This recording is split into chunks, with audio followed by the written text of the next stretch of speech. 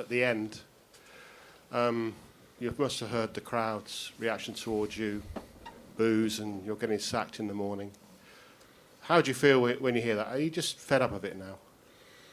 I understand the fans' frustration. We are in a position we don't want to be in. That we're working very hard day and night to change. And I also think it's a situation now the club has been in, it's fair to say, almost 2 years, and ended last season as well. Clearly a pattern that we struggle to manage Europe and Premier League. And that's something me, the team, the club, the players, we need to learn to do even better physically and mentally to deal with that.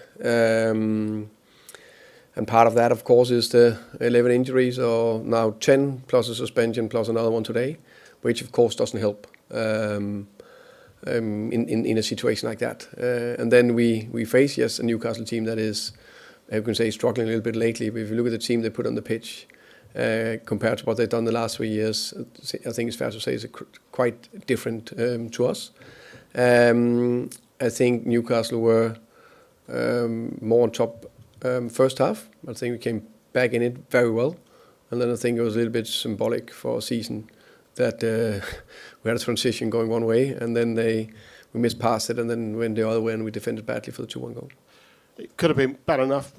Could have been even worse. I think Manchester United at the London Stadium equalised with one of the last kicks of the match. So West Ham gain a point on you in that battle for you to stay well clear of the relegation zone. Obviously, I think you go down another place below Leeds. There's now 12 games before the best team in England come here. 12 days before the best team in England come here. Will you used to be in charge for the Arsenal game, do you think? Yeah, I'm convinced there will be. We all, and I think I understand the question. I understand it's easy to point on me, but I also think it's never only the head coach, or the ownership, or the directors, or the players, or the staff. It's everyone. If you do something right, you will build something that can last. Of course, we are not in a top position now. Everyone knows, directors, ownership, myself, what position we are in and what we need to improve and what we need to do better. And that's what we're working very hard on. But they can hear the boos, they can hear the reaction of the crowd as well. I guess so, yeah.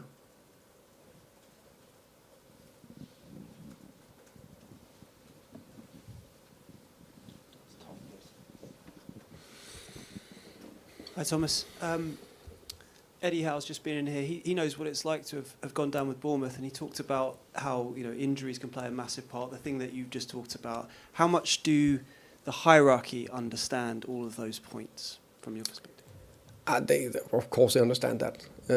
I think everyone can see that you can just put the 11 players that's out in a lineup, and then you can compare the two teams, and then you guys can judge which player is out. So of course that affects things, but it's my job to do everything we can to find solutions with the players available.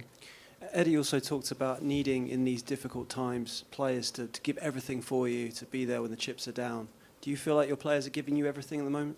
Yeah, if you see them out there, I think they're running very, very hard. I think it's tough for them. It is tough. Hey, football and life is tough at times. It's just the way it is. And when you have things going against you, you need to show resilience. You need to show your true color. And we are definitely tested to show that. And just lastly, another injury to Wilson Odobert. It looked a nasty one. I mean, did you have any update of what the situation is with Wilson? No, not yet. I hope it's nothing too serious, but I don't know. I don't know what it can be. Of course, I hope there's not a serious injury to a 20-year-old young player.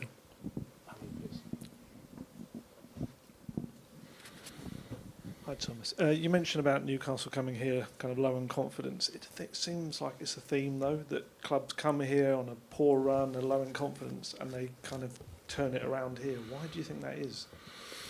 I think if you take, maybe there's a theme. I think we've lost definitely too many games at home. That's no doubt about that. We see a Newcastle team, a very experienced Newcastle team. There's been in various situations, so they also know how to get out of situations like this, or whatever the situation they were in. But again, I think they were more on top first half. We're coming back, equalizing 1-1, and that stage is an open game, and that's where we need to understand. And there we can't. Yes, we need to do everything we can to win, but we can't concede a goal like we concede a goal. Yeah, obviously injuries have to be taken into account, but with the attacking play, I mean, 2 shots on target, relying on a set-piece goal again. I mean, how disappointing is it that there doesn't seem to be attacking patterns of play and things like that? I think the injuries need to be massively taken into consideration. I haven't really said it too much, but I think everyone can see that impacting things. Just the last one on Paulinho not starting the game but coming on at half-time. What was the reasoning behind him not starting? I think you take decisions sometimes, but he did very well when he came on. No doubt about that. Craig, please. Hi, Thomas. How convinced are you that you are the man? You said there you're convinced you'll be in charge for the Arsenal game, but how convinced are you within yourself that you are the right man? Is there any doubt whatsoever? Do you still have that belief within you? 1,000% sure. I'm also 1,000% sure that I never expected us to be in a situation like this, with 11, 12 injuries on the back end of this and what we have been facing. But I know when you need to build something and you need to get through things, you need to show unbelievable strong resilience. I think it's fair to say there's a few before me up here, not only for Tottenham, but in many other clubs that have lost their head many times. And I think you need to have a calm head, carry on, keep fighting, keep doing the right thing, make sure we stick together, because you can only get through this together. And that's the board, that's the leaders, that's the players, that's the staff, that's me, that's the fans. We only get through this together. Matt, to finish, please. Thomas, I totally accept that it's not one man, and what you say about it being a variety of different things and different people, and also the injuries.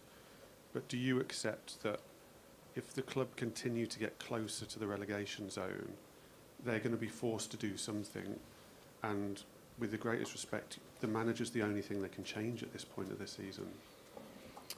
I understand the mechanism in football, no doubt about that. But I also think there's a lot of studies that it's not necessarily the right thing to do. I know it's the only movement they have, but there's also plenty of situations where it's not the right thing to do. And the only thing I'll focus on is fighting, do the right thing together with everyone else. Is there any sense of panic about relegation around the club or the squad? There is. We, of course, understand we're not in a good situation. But with everything in life, you need to stay calm, keep doing it, and keep going.